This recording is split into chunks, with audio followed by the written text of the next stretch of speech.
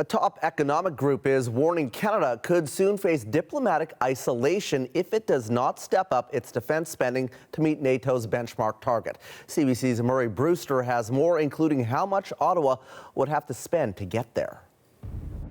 Talk about an uncomfortable moment. Canada spends about 1.4% of its GDP on defense. There are, I think, only 5 countries in NATO's 32 that spend less, including Belgium and Luxembourg. How can Canada be a serious partner to the U.S. in every sense if it's not a serious military power? Well, Matthew, have you read our last defense policy update? Very, very closely, yes, of course. The Liberal government has been getting a lot of that when it comes to defense spending, from allies and now at home. One of the country's leading economic voices, the Business Council of Canada, writing the Prime Minister, warning that the failure to produce a plan to meet NATO's defense spending target of 2% of GDP ahead of next month's summit in Washington will have consequences, including diplomatic isolation in both security and economic partnerships. This is an area where we have been called out. It used to be called out quietly in Washington. Now it's being done very publicly. The calling out included a recent bipartisan letter from U.S. lawmakers demanding Canada meet its pledge to hit the NATO target. And if we can see a path towards 2% that's credible, that will go a long way towards strengthening our defense relationship. Ottawa is investing in defense, saying its latest defense policy will get Canada to 1.76% of GDP by the end of the decade, and that more money is coming once projects are costed and approved. I'm convinced that we can be on a path to 2%. To meet the NATO spending target, however, Ottawa would have to spend about $64 billion a year on defense, double what's planned for this year's budget. Aside from the fiscal aspect of doubling the defense budget, there is deep political skepticism. Defense Minister Bill Blair recently said it's hard to convince Cabinet and Canadians that meeting the pledge is a worthy goal. Murray Brewster, CBC News, Ottawa.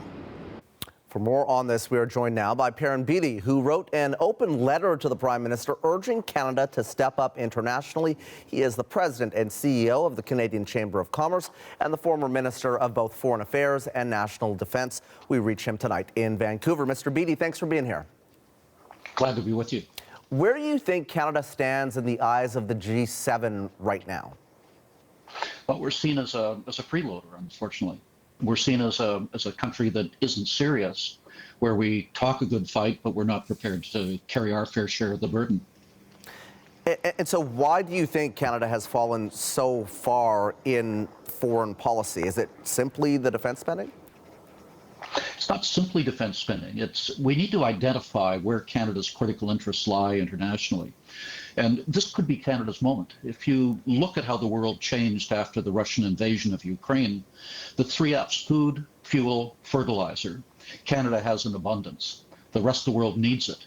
And we should be having a crash program in Canada to bring those resources to the world, to give, for example, an alternative to the Germans, the Koreans, the Japanese and others, to having to subsidize Putin's war or having to buy energy from dictatorships. Food, we have a tremendous potential. And it's both an opportunity for Canada and an obligation for us to do what we can to contribute to the rest of the world, to security, including national security. Talk to me a little bit about this open letter that you penned to the Prime Minister, what you said in it, and why you think that advice is not being taken. I wrote to the Prime Minister at the end of last year to make the point that this could be Canada's moment, but that increasingly we're being seen as unserious in the world, that we're more interested in good feelings than we are in good results in terms of our contribution to the world. And that it's critical for us, if we're going to be taken seriously, to demonstrate in our actions and not just in our words that we're prepared to act. That includes in the defense of Canada. When you contract out your defense to someone else, you're not a sovereign country anymore. You're a protectorate. I don't have to tell you that, when you're in government, as you have been, you've got to balance foreign with domestic issues. The Prime Minister is under a lot of pressure here at home, both from opponents and supporters. How much does he have to balance what he needs to deal with domestically with also looking globally? Governing is all about making choices and looking at where the national interest lies. And certainly government needs to set priorities in terms of where it's doing its spending. What we've been doing is, although we keep on using the word invest, we've been spending money that disappears the day in which the check is written. And what we need to be doing is putting the money in places where there's a genuine return, either economically or in terms of our impact in the world and Canada's positioning. We can do that. And we need to focus as well, instead of taxing and spending, instead of over-regulating the economy, we need to have a strategy for growth in Canada. We cannot borrow our way to prosperity. We have to have genuine growth, and we have to set priorities. And so should one of those priorities be meeting the NATO spending target? And do you see that ever happening, in the immediate future here? Should it happen? Yes, of course it should happen. Will it happen in the immediate future? No, it won't. And I think everyone understands, including our NATO allies, that you can't achieve that overnight.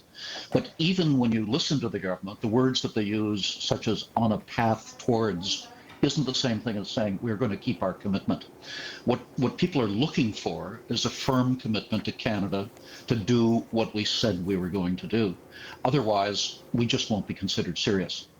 Perrin Beatty, appreciate your expertise as always. Appreciate you being here on Canada Tonight. That is Perrin Beatty, who is the president and CEO of the Canadian Chamber of Commerce and the former minister of both Foreign Affairs and National Defence in Vancouver.